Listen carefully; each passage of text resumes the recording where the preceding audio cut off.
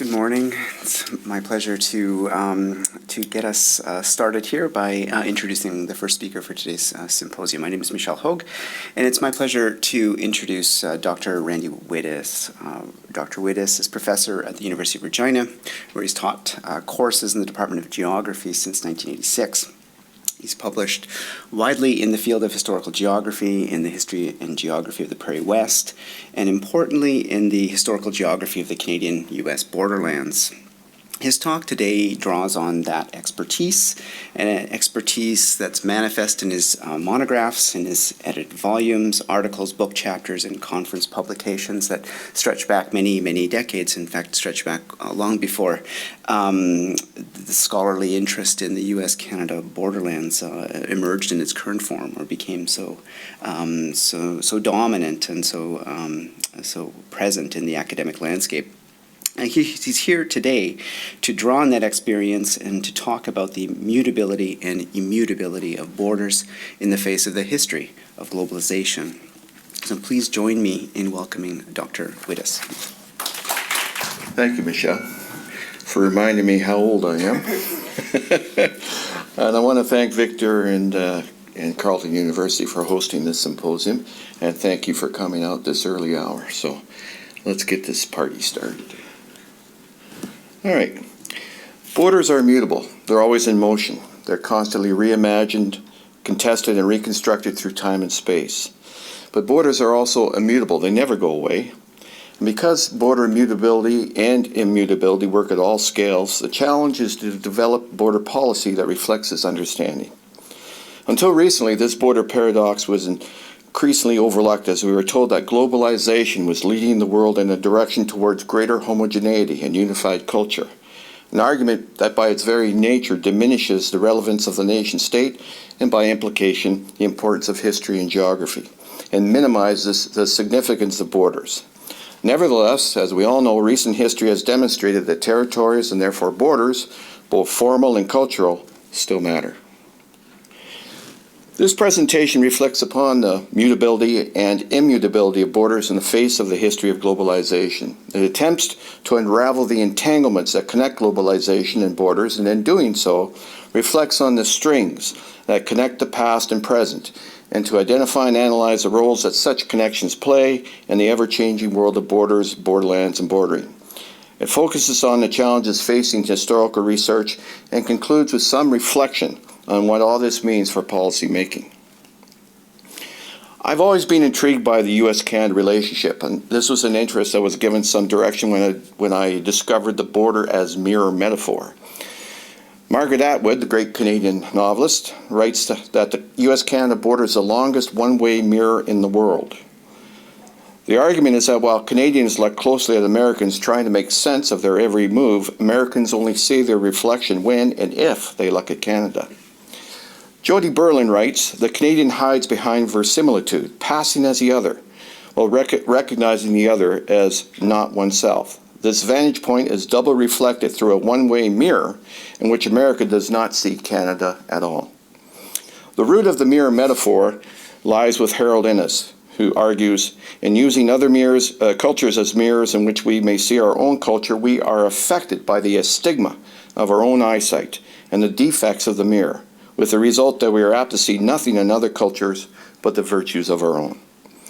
As a generalization for many Canadians, particularly Anglophone Canadians, our relationship with the United States has played a major part in developing our national symbols.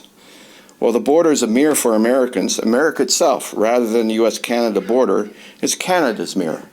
By looking past the border and examining the nature of America and our relationships with it, most Canadians, as I do, see themselves. So I'm arguing that the U.S. is not external to Canada's national identity, rather it's an integral part of it.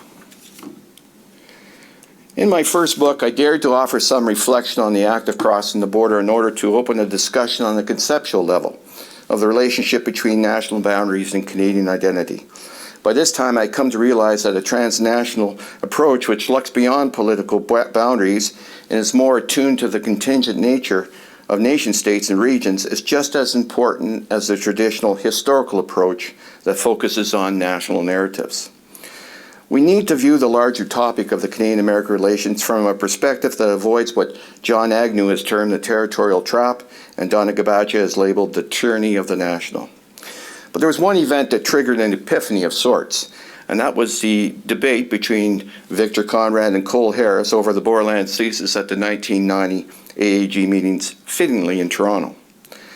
This debate, combined with extensive reading, made me realize that Canada's collective biography since 1784 has had one consistent theme addressed in each of its chapters, and that is its relationship with the United States. To a much lesser but certainly not insignificant degree, the same may be said for the U.S. I came to recognize that the most important contribution of the Borderlands concept to an understanding of the historical geography of Canadian-American relations is that it returns the symbol of the border to the fact of place. So borders must be viewed in relation to the borderlands in which they are situated. Now, there are many challenges that I faced and face all historical borderland scholars, some of which I will now review. Until recently, the transnational approach in the field of borderlands history occupied a marginal position in scholarship, as historians operated largely within the confines of their respective nation states. This is particularly the case for the U.S. and Canada, two countries with many similarities but some profound differences as well. For example, in the case of founding myths. The United States is argued to be a product of revolution created by rebels who wanted to limit the role of government and for whom the only inalienable entitlement was life, liberty, and the pursuit of happiness. Drawing their inspiration from the Enlightenment and religion, the revolutionaries saw America as a shining example for the rest of the world, a new Jerusalem, a city upon the hill, to use John Winthrop's metaphor as John F. Kennedy did. America was in some sense the antithesis of what was wrong with the old world, Europe. And this American sense of mission is therefore inseparable from the founding of the U.S. as a nation. Individualism and opportunity were to be the hallmarks of this new society, and a strong commitment to individualism continues to be the most common symbol of American self-reliance and self-definition. The lone cowboy silhouetted against the western sky, an image mythologized in literature and films, transcends the significant cultural heterogeneity that characterizes the makeup of American society and reinforces a historical sense of exceptionalism that continues to exist even in this age of globalization. A cynic might argue that often myth informs American politics more than history. I'm not saying I'm a cynic. In Canada, the break with the rejection of Europe did not take place, at least not to the same extent. The immigrants' arrival in North America represented not the rejection of Europe, but an affirmation of many of Europe's values. Canada, it is argued, it was created by a process of evolution, its constitution emphasizing peace, order, and good government. Change occurred more as a result of negotiation and constitutional reform than by revolution. Now, when it first appeared, transnationalism was not well received by historical and geographical schools in this country, who feared that such an approach was just a new version of the old continentalist framework. Following the arguments of Innes and Creighton, the historical geographer Cole Harris maintained that the emergence of Canadian regions, regional identities, and even a national consciousness had more to do with the east-west transcontinental expansion of trade and settlement than proximity to American regions, and that regional borders in Canada are more the result of distinctive European encounters with different Canadian settings than simply being peripheries of American core regions. He and others criticized borderland scholars for being too ready to deconstruct national narratives. Nevertheless, to a significant degree, there has occurred a shift in the focus from a nation-state-based lens to a transnational lens. The shift reflects the impact of globalization, postmodernism, and conceptions of post-national studies.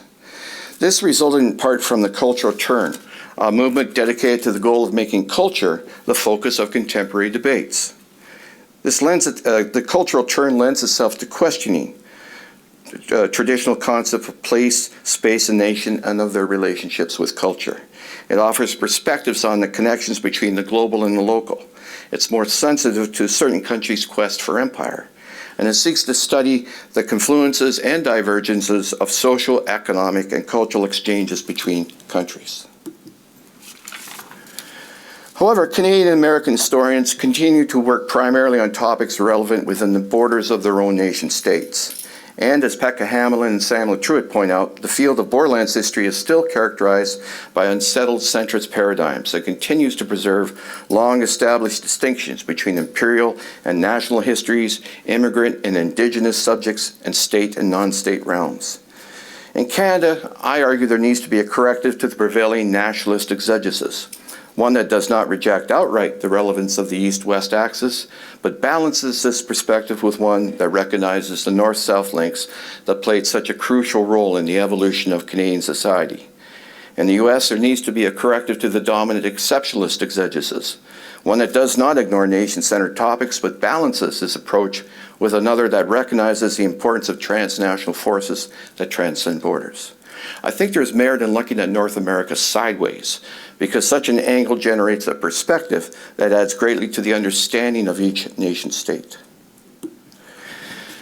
Second challenge, history is messy. It's not a collection of facts on which everyone can agree. It's a collection of scholars exchanging different, often conflicting analyses. The most significant questions are often difficult to answer because of the lack of sources. We are slaves to our documents. Borderlands history is particularly hard to do.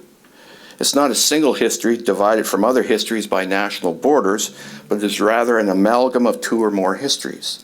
It's a study of entanglements, not linear narratives or detachments resulting from the border problem of theme selection. The big themes that we emphasize are globalization, sovereignty, indigeneity, migration flows, and the evolution of borderlands.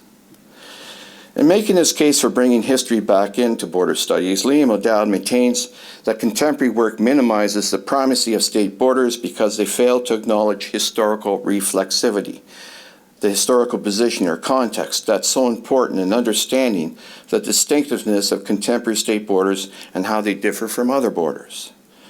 The legacy of the past reverberates right through to the present. Borders are historically contingent. They evolve through processes of border making or bordering, and therefore the meanings connected to them are constantly changing, along with political, economic, and social developments taking place both externally, between, and internally within states. Borders mediate, regulate, and represent processes associated with globalization, processes that are both universal and historically and geographically specific. Like borders, borderlands also must be situated in their temporal and geographical contexts in order to investigate the relations between territory, identity, and sovereignty. While a borderland is primarily a territorial concept, the temporal factor is of fundamental importance in defining its role as a place. As borderlands change, so do their capacity to re-territorialize and rescale place and identity. Borderlands can expand to become significant regions and narrow to become not much more than lines, depending on historical circumstances, including those associated with various stages of globalization. The emphasis on the modern ignores the fact that globalization in varied forms has existed for centuries. But there is a growing interest in exploring the nature of transnational processes during previous periods of globalization and deglobalization. The conundrum of theory. While the expansion of border and borderland studies into a broad interdisciplinary field has given rise to new combinations and approaches, there still exists uncertainty to the role of theory, despite the fact that an increasing interdisciplinary focus has resulted in the widening of the ontology and epistemology of borders and borderlands. It appears ever more obvious that no one theory or approach can adequately address the increasing range of interesting questions that characterize this growing field.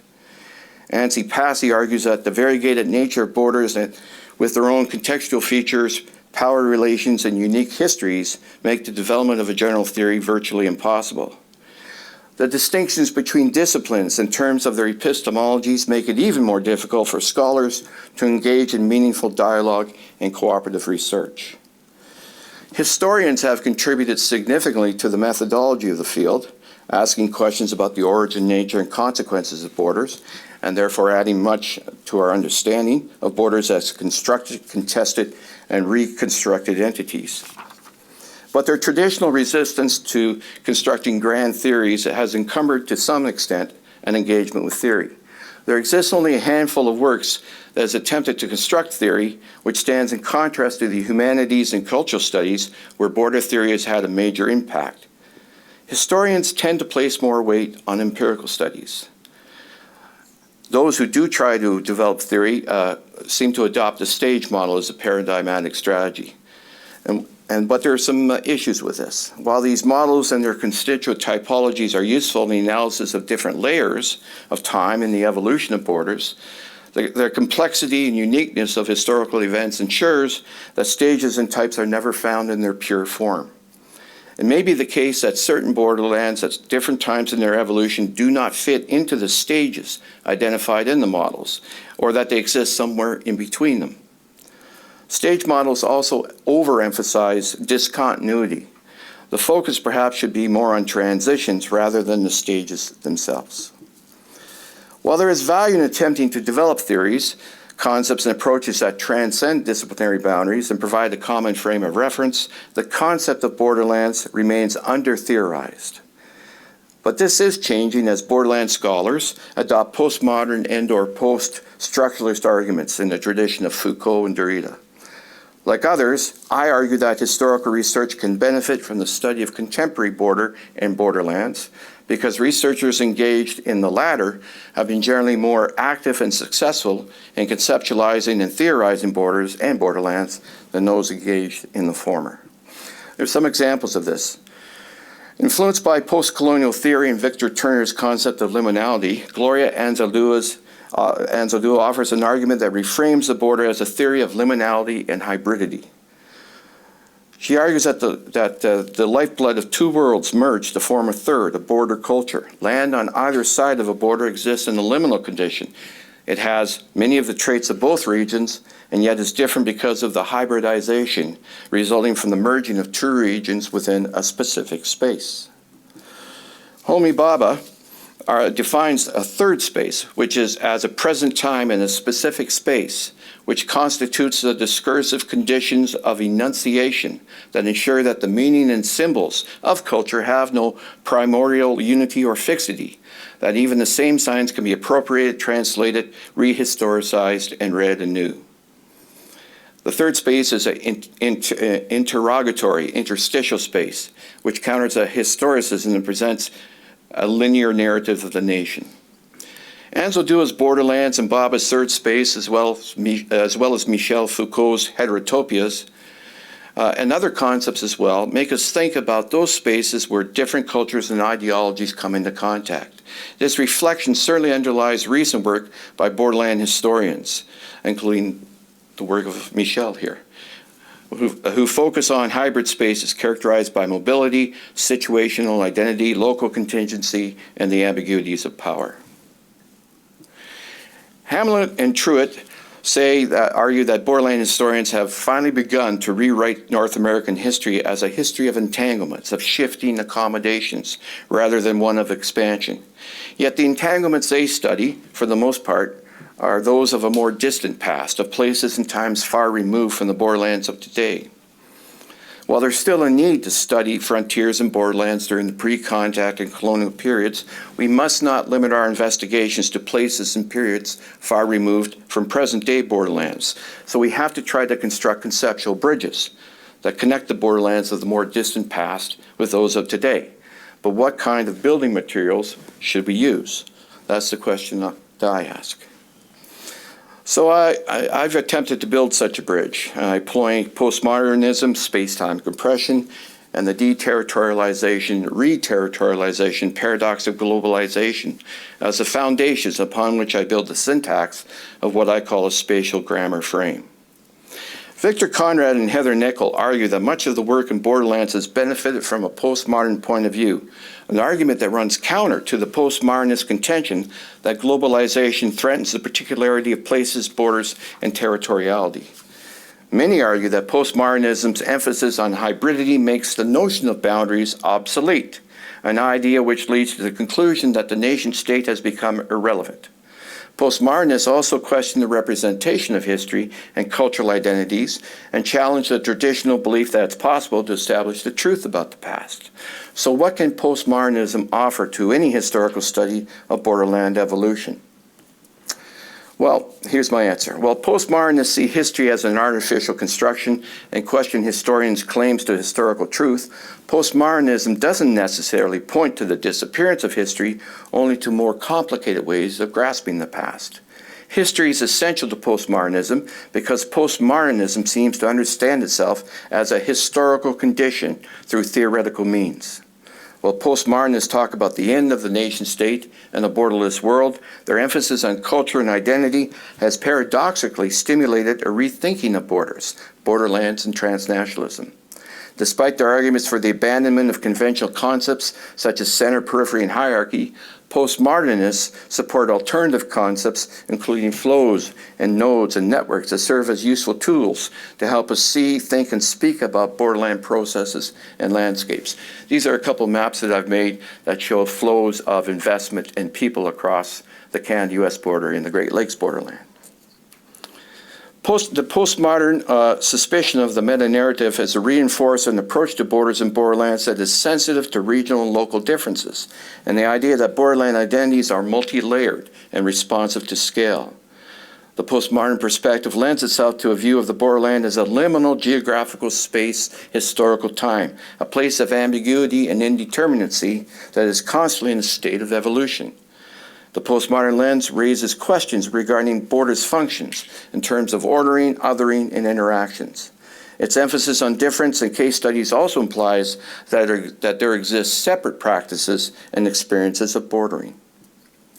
Space-time compression is a concept used by geographers when considering how societies have used transportation and communication technologies to reduce the friction of distance and facilitate the interaction among places. David Harvey argues that the process of annihilation of space through time has always lain at the center of capitalism's dynamic. While space and time adjusting technologies have existed for centuries, the nature, impact, and pace of these technologies have rapidly accelerated during the transition to modernity and postmodernity. Space still matters. Technology may reduce the friction of distance, but it doesn't place us all into one location. There are many kinds of spaces, just as there are multiple distances, and they all differ according to scale, and because differences exist in space, space cannot be annihilated by time. While time is being compressed, space is being extended as well as condensed, at least for those who live in circumstances where it is more likely they can take advantage of such technologies. The radically changing space-times of postmodernity now make it much easier for individuals, businesses, and communities to interact simultaneously, thus unbounding flows and networks, and consequently challenging territoriality and the coherence of national units, and changing the functions of borders. The new postmodern spatialities and temporalities produce unequal effects that are manifested in space and experienced in different ways by borderlands, which vary in terms of history and geography. Here I draw attention to Doreen Massey's power geometry of space-time compression, a phrase she uses to examine the different ways in which groups and individuals are inserted into space and time, assisted or hampered by the ways that they are constantly being reconfigured through the dynamics of capitalist development and its associated technologies. To this list I would add communities and regions, because they differ as to where they fit into the New World Order and consequently embody different power geometries. As many scholars have noted, while postmodern processes of deterritorialization caused by globalization are felt everywhere, so are re-territorializing forces which attempt to cope with the impacts of globalization. Recently, forces of re-territorialization have once again reconfigured the Canada-US borderlands. Various cross-border cooperation schemes have been implemented that redefine and extend traditional connections and develop new economic linkages and cross-border governances that on one hand recognize state sovereignty, but on the other hand understand the greater need for communities and regions to cooperate with their counterparts along and across common borders in the face of increasing global competition. Pennoir is a good example of that. The devolution of some powers to and the support of transnational regions, along with the greater support for cross-border cooperation, is evidence that governments, federal, state, provincial, and municipal, and business groups recognize that the bordered territorial state is struggling to meet the requirements of a world of flows and networks, and that a new kind of spatial fix recognizing other types of territorial organizations is needed. Yet while the spatial fix of the postmodern era may mean that the nation-state may be giving up some traditional powers of control, it's not dying. The state will continue to direct development, manage networks, and interpret and provide essential context for the new political, economic, and cultural realities of globalization. The 2016 election of Donald Trump and his attempts to reintroduce protectionism is evidence of the power of the state and the inevitability of borders. A historical perspective recognizes the importance of the relationship between borderland evolution and the changing forces of globalization. Brief history. The national governments during the first half of the 19th century were generally protective, but the implementation of laissez-faire trade policies following the repeal of the Corn Laws resulted in a rapid internationalization of the world economy, which continued to evolve even after the U.S. led the movement back to more protective regimes during the last 2 decades of the century. Sound familiar? The resulting integration of world regions via large-scale immigration, trade, and capital mobility prompted some to believe that a rudimentary form of globalization was at work. To a considerable degree, borderlands were at the forefront of these developments. Over the course of the 20th century, Canada and the U.S. developed an increasingly interdependent but asymmetrical relationship. The relationship became more complex and interdependent over time as immense changes in political, economic, and social structures intertwined with technological developments served to transform societies and borderlands. So what were some of these changes? The spread of industrial capitalism and the growth of the multinational corporation, the rise of imperialism in variant forms, leading to further global conflict and regional disputes, massive population increases and rapid urbanization, the development of technologies that compress space and time, decolonization, the questioning of ideas of progress and cultural change, social revolution, the adoption of Keynesian economic policies, followed by the shift towards neoliberal strategies that privilege the market and facilitate the flow of capital and goods, the resurgence of nationalism and regionalism in the face of an accelerated globalization all occurred during this period. Developments associated with globalization significantly impacted the Canadian-American relationship and served to reconfigure the various borderland regions shared by both countries. As globalization and the late and post stages of modernity produced unprecedented flows and mobilities that transcended borders of all kinds, the nature of the relationship between the U.S. and Canada changed. By the end of the 20th century, marked particularly by the enactment of free trade, many began to emphasize the permeability, fluidity, and flexibility of the Canadian-American border and to question its ontological status. While there are strong arguments supporting the position that globalization has compromised the existence of nation-states and as such served to reconfigure borderlands, there are also formidable grounds supporting the view that nation-states, at least the more powerful ones, still have the means by which they can control the responses to globalization. Nation-states develop regulatory frameworks that both enable and limit transborder flows of capital and goods. Neoliberalism requires the nation-state to establish the conditions necessary to implement neoliberal policies. While neoliberalism promotes the extension of markets and criticizes collectivist strategies, it is neither monolithic in form nor universal in effect.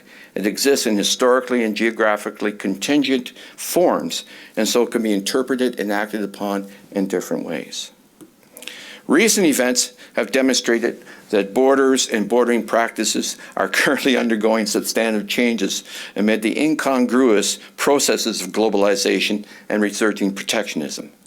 As neoliberalist globalization has disrupted societies through elitism, speculation, and monopolization, collective counter-movements have emerged that have different political orientations. Such reactions tend to adhere to the more extreme poles of the ideological continuum, surfacing either as support for socialism or the current populist-based anti-neoliberalism that lay at the foundation of Brexit and the election of Donald Trump. Although it's unlikely that Keynesian economics will return at any time soon, there might occur a reconfiguration of the current world order and the reemergence of tariffs and nation-to-nation trade deals. Such developments have already taken place with the actions taken by the Trump government against China and other nations. The knowledge of history and its inevitable cycles makes us contemplative of such possibilities. A historical perspective helps us realize that all borderlands are paradoxical. Finally, the discussion of borderlands has ignored the place of Indigenous peoples, although this is changing, and Michel's excellent book on the Métis and the Medicine Line is an example of that. For Native peoples throughout all the Canada-US borderlands, the superimposed geopolitical border bears economic, social, cultural, and psychological consequences. The borders that define traditional Native spaces were never geopolitical lines. They were conceptions about flows and changes in the natural environment. The only boundaries that really mattered were those that mediated between groups and their environments. Thresholds were established that facilitated the human-environment relationship. They served to reinforce sustainability, and if they were crossed, an imbalance would occur, thus threatening the existence of both the group and the environment. Non-Native borders and treaties interrupted this dynamism, circumventing and constricting Native spatial interpretations of their natural surroundings, although for some time certain groups took advantage of the border to strengthen their relative position within a fur trade borderland. Eventually, the processes of bordering served to restrict their rights and place them into a position of subservience and dependence. Border enforcement challenges Indigenous geographies that are based on motion, fluidity, and adaptation to changes that occur in the natural world.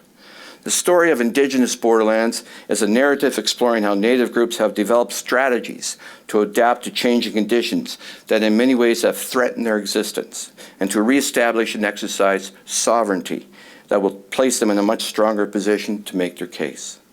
While this is a story shared by all Native peoples, regardless of location, the story will play out differently in the borderlands, where groups on both sides of the border have the potential to establish connections that will better serve their mutual goals.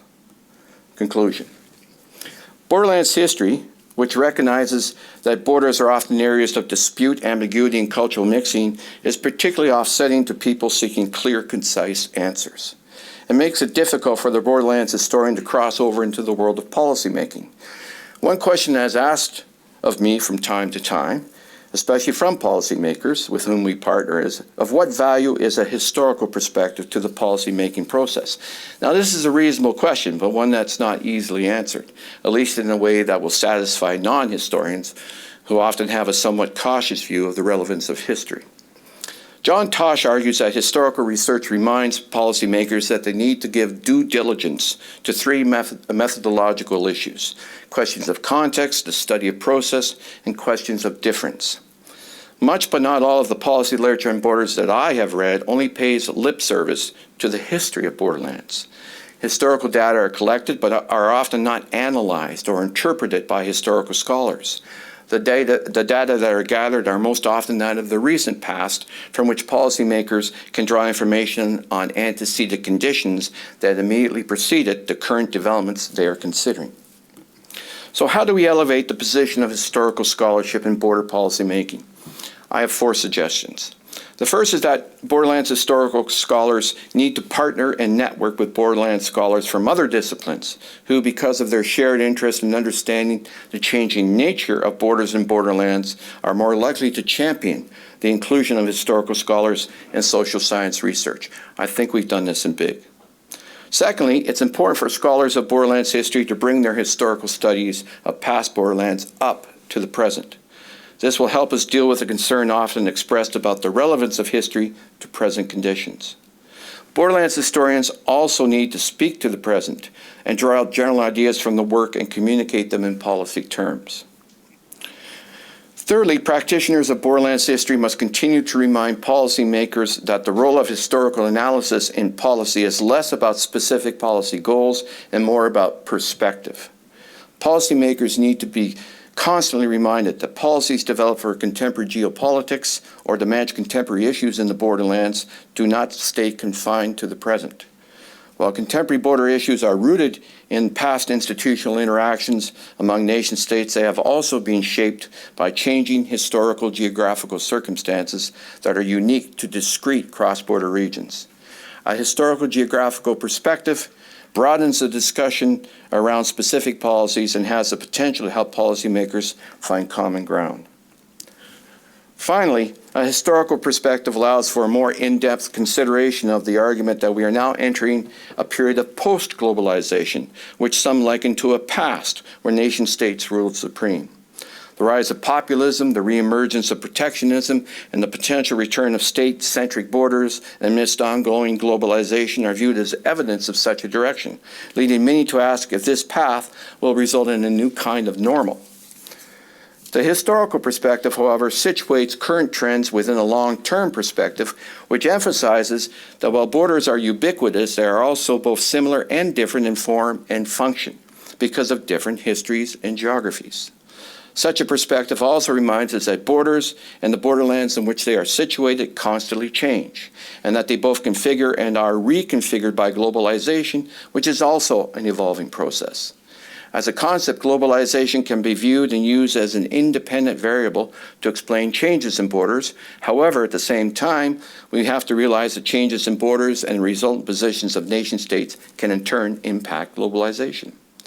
History shows us that periods of accelerated globalization are often followed by periods of de-globalization. Such an understanding suggests that we should not be surprised by current developments, that we should plan for such occurrences, and that as border specialists we should develop theories and methods that are sensitive to basic precepts such as scale, territory, motion, sovereignty, and the continuity-discontinuity paradox that inform the strategies we develop. Perhaps such an understanding might also help us develop a new paradigm which avoids the extreme positions that dominate different historical periods and encourages us to focus on governance strategies which recognize the historical coexistence of paradoxes in political economic ideologies and the resultant power imbalances. And that's it. Thank you. Thank you very much, Randy. So we've got a couple questions. Hey there. That was really interesting. Thank you for that. And I think, I'm on board with your argument here. It's really exciting to think through all this literature. But I was just wondering, how can you kind of think borders and borderlands together,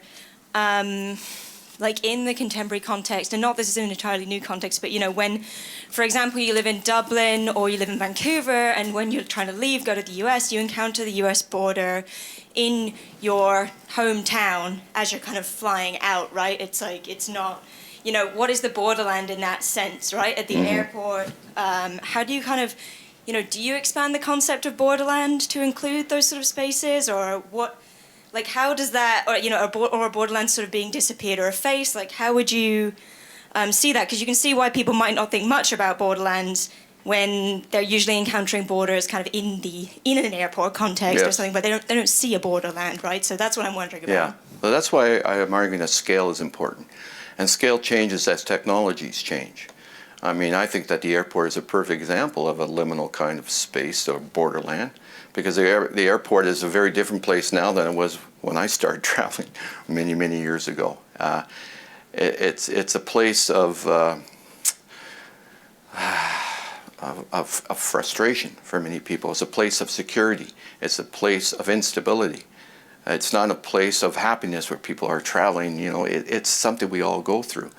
And so when I say that borderlands can narrow to become not much more than lines or expand to become huge regions, that reflects changes in technology, changes in governance, changes in everything. For security, for example, now there's the bordering takes place before you even get to the airport. You've got to go through these pre-stages of security in many countries, right? So that's what I'm saying is that that history, I think, prepares us for understanding that these changes are not unique to a specific time and place. It's an ongoing evolution, and it's an organic kind of thing, I guess. I don't know if I answered your question, but yeah. Thank you. Thank you. That was absolutely fascinating. I really enjoyed that. Thank you. I'm looking forward to reading the paper. My question may be a slightly difficult one, and maybe I've misunderstood some parts of this, but I wonder in what sense this is under-theorised. Because I'm sitting through 45 minutes of this discussion, it doesn't strike me as an absence of theory. In fact, there's a great deal of theory. You've sort of gone through a lot of it. So I wonder to what sense you think it's under-theorised and relative to what? Because it strikes me looking at border studies and migration studies across disciplines, there's a real absence of empirical work. So actually, relating to the second question, we have very poor understanding of what actually happens at airports, either in terms of the experience of people moving through them or how they're arranged from a legal governance sense. And what I see when I look at the landscape of this is a lot of theory and not a lot of empirical work. Yeah. And what empirical work there is tends to be what you might disparagingly describe as anecdotal sociology. There's essentially sociologists and criminologists saying, I went to the airport and I saw this. Yeah. And it confirms my beliefs based on this theory. So the example that was given, many sociologists go through airports. If they're detained, they experience an Agamben moment. They have their moment where the sovereign power is laid bare to them, as they see it. They're in this liminal space, and that becomes the base of an article or a conversation about how airports operate. Yeah. Rather than understanding how, from an institutional perspective, discretion works, Yeah. what the law in that particular situation is, how the interagency relationships work. So I'm just wondering, is it under-theorised relative to our empirical understanding, or is it under-theorised relative to some other metric that we might be I'm using? arguing it's under-theorized in historical work. Okay. In contemporary work, it may be even over-theorized. The problem is because of, it's like a Tower of Babel. Different disciplines attack it from their own vocabulary, their own concepts. And so the challenge is to try to learn to talk to each other and develop common, well, not common, but develop kind of approaches, concepts, and theories that we can all sort of contribute to and understand on a common mutual basis. And I agree with you. I mean, all you have to do, I think the most exciting work in border theorizing is outside the social sciences, actually. It's in the humanities. And Victor will talk that better than I can.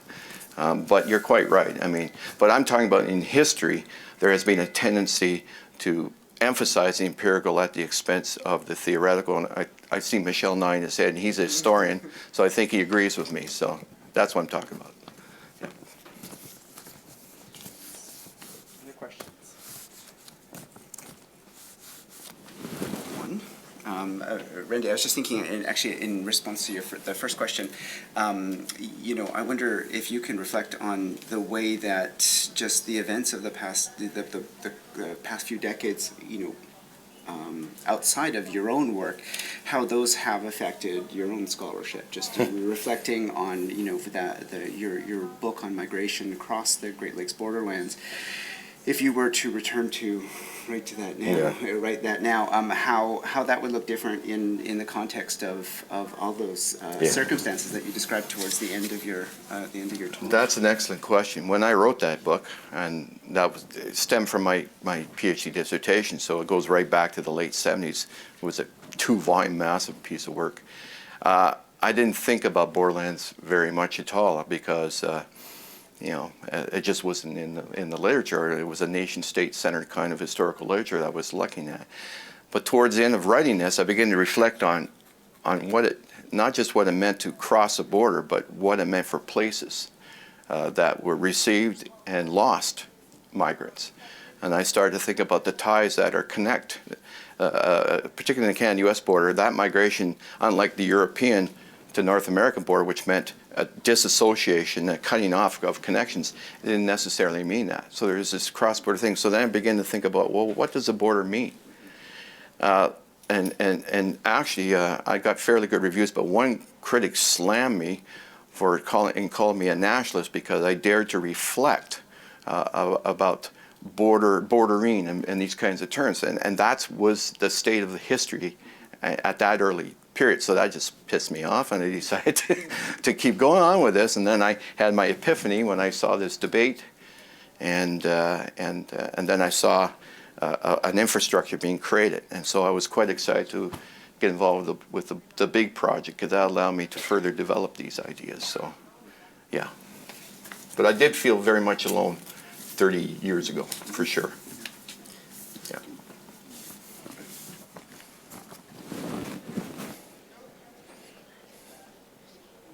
Thank you very much. That was a fantastic presentation. Thank you. I was very interested in the link to policy development and how scholars and those involved in policy development can work together. And I'm wondering if you have any suggestions or any views about the types of research that at the policy level that we need to be doing for those of us in government. That's a good question.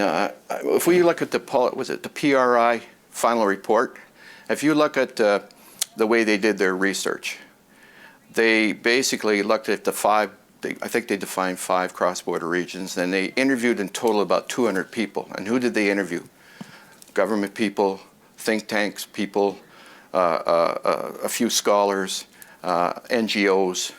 And from that very limited sample, they made some grandiose conclusions. And for example, in Atlantic Canada, they might have interviewed 8 or 10 different groups, but the only person who they quoted was Brian Crowley, who was the organizer for the Atlantic Institute Market Studies. Well, who did he represent? He represented a neoliberal think tank. So you got to be very careful. You got to make sure that you're inclusive. And I see a lot of the policy making the same mistakes. They're not inclusive enough. Now, I think in being inclusive, you got to bring in people who who do history at more of the ground roots level, who recognize that there isn't a borderland. There are several borderlands, and even within those borderlands, there are several discrete units. So within, again, Atlantic Canada, I would argue that Madawaska is a unique borderland, and to me, it's almost the perfect example of a borderland, while the rest of Atlantic Canada is not. I mean, it's just not. Newfoundland is way different than Nova Scotia, which is way different, and Maine is different than Massachusetts. They're just different. So you got to be very careful when you make policies on a grander scale. And I think history reflects that, and history and geography makes that, emphasizes that argument, I think. So. Helpful, thank you. Yeah. Question right up here. Oh, I knew you'd have one. I just want to follow up on the point that was made about theory and theory being developed by different disciplines, as Randy has alluded to. This is one of the big challenges in border studies because of the cross-disciplinary nature of it and the fact that all of the disciplines come to the development of border theory from very different perspectives results in discontinuities in the way in which these theories mesh with each other. And a number of us have been grappling with that particular issue. How do we come up with some common talking points about theory? One of the things that I've discovered in just doing a bit of a literature research and in some work I was doing on the basis of belonging and how people develop a sense of belongingness, is I encountered literature in social and cultural psychology, which I had never been aware of, where psychologists are actually quoting border studies people about understandings of the border. And what they've done, because they're more science-oriented, is they've gone back to basics in topology. So they're looking at it from a theoretical, topological perspective based upon some philosophical and mathematical constructs of borders and borderlands. And this suggests to me that we, as social scientists and people in the humanities, should perhaps not necessarily embrace that perspective, but at least see what's coming out of that approach. And the social psychologists are very new to border studies. So I think there's a dialogue necessary, and one of the things that I intend to do is to try to bring some of these people together with social science and humanities scholars so that we can start looking for some common ground. I don't know if you want to comment on that. No? I agree. Question in the back. Thank you, Randy. You're welcome, UC. Enjoyed it a lot. You said in response to the question that was made regarding the theory and the fact or the perception that maybe border studies is giving over-theorized at the moment. And I would like to follow up on that, because I believe that it's exactly the case. And I'm wondering if there's something that we could take from your historical analysis that would help us to go through the current era in border studies, where I really feel that the very borders of border studies are getting increasingly fuzzy, which is, generally speaking, a good thing, right? Building on what Victor just said. Yeah. But in terms of theory building, there has been problems, at least in my reading, because the space of border studies is so fuzzy and so broad that rather than really critically discussing or challenging some of the theoretical ideas, we simply tend to create our own theory. Like, okay, you work on that, but this is what I do. And I'm guilty of that. And there's very, very little Yep. critical, theoretical discussion. Yep. And maybe hence also the actual application of these theories into practice. Yep. That is why we don't have that many empirical Yep. studies. And what I mean is that the amount of knowledge we have keeps on expanding and expanding, but it doesn't accumulate. Yeah. I mean, okay, you keep working on your stuff and I do mine, and we both work on the same things, and I don't challenge you and you don't challenge me, and that's fine. But I feel like that's one of the biggest problems in border studies, why we don't have that kind of major talking points in the field. Yeah. But did you see that from your historical, like you went through a lot of stuff there, would there be something to be learned for the current situation, or are we just facing a different conundrum? Yeah. Well, I mean, I think right now we're in a transitional stage. I mean, with Borderlands, when the Borderlands approach was, the more modern Borderlands approach was developed, it was we had something that we could frame our research, and that was, of course, the A-territory, the borderless world hypothesis. And we could all just consider that. But what's occurred in the last recent past is that a lot of that argument is shown to be somewhat spurious. And so we're trying to come up with a new paradigm. So the exciting challenge we have now is to develop a new paradigm. We've got to figure out a new way to approach borders. But I would argue, and I'm biased, that history prepares us better to do that. But you're absolutely right. We all are in our little vacuums and we develop our own theories. My spatial grammar thing, I mean, I have a 1,400-page manuscript where I try to develop those arguments with empirical work. And that's what you need to do. You have to have a balance. But in terms of the different disciplines coming together and develop a more common perspective, I think that's what you're talking about. I don't see. I don't have in my head, at least. I'm retired now, so but I don't have in my head an answer for that. I do think, though, that history and culture, which I think has traditionally been, well, history, which has been ignored, can contribute to this. And I hope someone takes the ball and runs with that. But you're absolutely right. How do we come together? How do we change the Tower of Babel and actually develop a framework, a common ground? And I'll leave it to young scholars like yourself and old scholars like him.